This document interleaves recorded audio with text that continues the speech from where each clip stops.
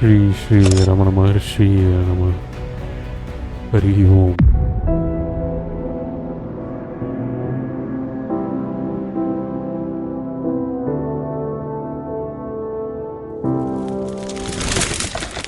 இந்த வீடியோ எத்தனை பேருக்கு ரமண மகரிஷி அவர்களை பற்றி தெரியும் அப்படின்னு எனக்கு நான் இதை கேள்வி கேட்கலாமா கேட்கக்கூடாதுன்னு எனக்கு தெரியல.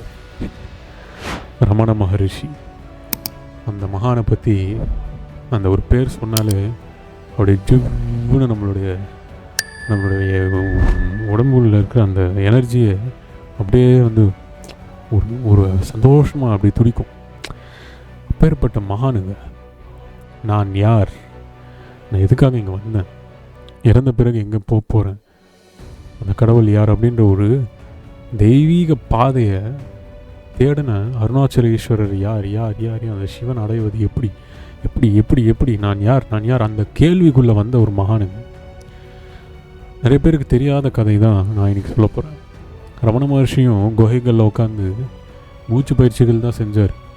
ரமண மகர்ஷி நான் யாருன்னு தேடிட்டு அப்படியே உட்கார்ந்ததுனால ரமண மகர்ஷி ஞானி ஆகலை. ரமண மகர்ஷி வேறு. இந்த சித்தர்களுக்கு எல்லாம் சித்தர் மகாதார் பாபாஜி மாதிரி இந்த யோகிகளுக்கும் ஞானிகளுக்கெல்லாம் ஞானி ரமண மகரிஷி. ரமண மகர்ஷி சாதாரண ஒரு ஞானி இல்லைங்க. ஒரு உடலையோ மனசையோ நம்மளுடைய சித்தம் அகங்காரம் புத்தி இதெல்லாத்தையும் வென்று அடுத்தடுத்த படிகளுக்கு இளமையிலே ஏறினவர் தான் ரமண மகர்ஷி. இவர் நமக்கு என்ன சொல்லியிருக்கார் இந்த உலகத்துக்கு, இந்த மக்களுக்கு அப்படின்னா, நம்ம பிறக்கிறோம், வாழ்கிறோம், நம்மளை நம்ம யாருன்றதை தேடாமலே நம்ம வாழ்க்கை அப்படியே போய் முடிஞ்சிருது. நம்மளை யாருன்னு நம்ம தேடணும் இல்லையா அப்படின்ற அதீத அற்புதமான ஒரு கேள்வியை முதல்ல வச்சார். இது ஃபஸ்ட்டு இங்கே இருக்கிற தமிழர்கள் கூட இருக்கிற அந்த நெய்பர்ஸ்லாம் இருப்பாங்க இல்லையா, அந்த திருவண்ணாமலையில் அந்த மலையில் அந்த கிரிவலத்தில் அப்போல்லாம் நிறைய பேர் இருக்கும்போது இவர் யாரோ அப்படியே உட்காந்துருக்குறாங்க. திடீர்னு வராரு, திடீர்னு குகைக்குள்ளே போயிடுறாரு. அங்கே போய் தியானம் செய்கிறாரு. வெறுமனே தியானம்னா சின்முத்திரை போட்டுக்கிட்டு இப்படி உட்காருது இல்லை சாமி, அது இல்லைங்க தியானம். இது நிறைய பேர் புரிஞ்சுக்கணும். ஸோ அதனால் அதை பற்றி நம்ம சொல்கிறோம். இது தி அல்டிமேட். அவர் செய்கிறதெல்லாம் சீக்ரெட் மூச்சு பயிற்சிகள், அந்த வாசின்னு சொல்லுவாங்க இல்லையா, அதெல்லாம் தாண்டி இருக்கிற அதீத சக்தி வாய்ந்த டெக்னிக்ஸை அவருக்கு அருணாச்சல ஈஸ்வரர் அவரோட ஞானத்தில் உபதேசம் பண்ணார். அவருக்கு டைரக்ட் குருவே அவர் தான். ஸோ இது எல்லாருக்கும் கிடைக்காது.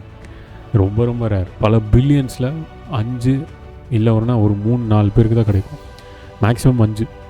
அப்படி ஒருத்தர் ரமண மகர்ஷி. அதுக்கு மிஞ்சி யாருமே இங்கே அந்த மாதிரி ஒரு பிரிவு எடுக்கலை.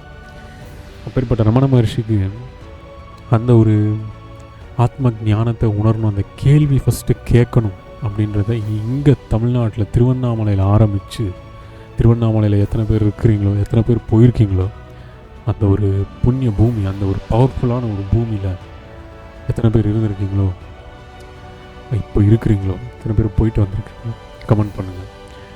ரொம்ப ஒரு பெரிய விஷயம், சாதனை இது ஆக்சுவலாக.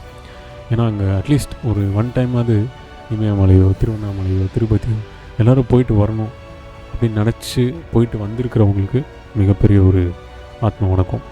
ஏன்னா அந்த மாதிரி இடங்கள்லாம் போயிட்டு நம்ம குரு யார், நான் யார் அப்படின்ற தேடல் வரவங்களுக்கு தான் இந்த ஆத்ம வணக்கம். மூட நம்பிக்கையாக போயிட்டு வரவங்களுக்கு இந்த ஆத்ம வணக்கம் கிடையாது. ஏன்னா மூட நம்பிக்கையாக போயிட்டு வரதுனால நம்ம ஒன்றுமே சாதிக்கலை. நம்ம திரும்ப திரும்ப திரும்ப திரும்ப இந்த கேள்விகளே வாழ்கிறோம், கன்ஃபியூஷன்லேயே வாழ்கிறோம், துன்பத்திலே வாழ்கிறோம், துக்கத்திலே வாழ்கிறோம், தெளிவடையாமல் நம்மளே தடுத்துக்கிறோம். இதுக்கு ஒரே காரணம் மூட நம்பிக்கை. அதானா அதாகுமா, இதானா இதாகுமா, கடவுள் மேலே ஒரு பயம், இறைவனை நேசிங்க. உங்கள் வீட்டுக்குள்ளே இருக்கிற ஒருத்தராக பார்த்தீங்கன்னா எங்கேயோ போயிடுவீங்க நீங்கள். அந்த ஒரு மேஜிக் நீங்கள் பிடிச்சிக்க மாட்டீங்க. இது உண்மை. ஸோ இது நான் அனுபவிக்கிறேன், நான் உணர்றதுனால நான் உங்களுக்கு சொல்கிறேன். நமக்குள்ளே தானே அங்கே இருக்குது, வேறு எங்கெங்கே இருக்குது. இது மிஞ்சி எவ்வளோங்க சொல்ல முடியும், எத்தனை ஞானிங்க வரணும், எல்லாரும் சொல்லிட்டு போயிட்டாங்க. அப்படிப்பட்ட ரமண மகரிஷி சொன்ன ஒரு அதீதமான ஒரு ஆத்ம ஆத்ம ஞானமே அமெரிக்கா வரைக்குமோ, ரஷ்யா வரைக்குமோ, கனடா வரைக்குமோ, இத்தனை கண்ட்ரிஸ் இன்றைக்கி வந்து ரமண மகர்ஷியை பற்றி, அவரை பற்றி, அவருடைய மகத்தை பற்றி பேசுகிறாங்க அப்படின்னா, ஹூ ஆம் ஐ, நான் யார்? இந்த கேள்வி 10 வயசு, 5 வயசு, 20 வயசு, 15 வயசு, 30 வயசு, 25 வயசு, 40 வயசு, நான் 35 வயசு, 50 வயசு, 45 வயசு, 60, 70 போயிட்டே இருக்கும். அது வரைக்கும் வருங்க. இது வந்த பிறகு அதுக்கு தீர்மானம் கொடுக்குற அளவுக்கு ஒரு குரு வேணும். அந்த தீர்மானம் கொடுக்குற அளவுக்கு குரு கிடச்சாருன்னா அந்த தீர்மானத்தை தனக்குள்ளவே எல்லாம் உணர முடியும் அப்படின்ற ஒரு ரகசியமான அந்த ஒரு பயிற்சியை கொடுத்தாருன்னா தான் அருணாச்சலேஸ்வரர் அடையலாம்.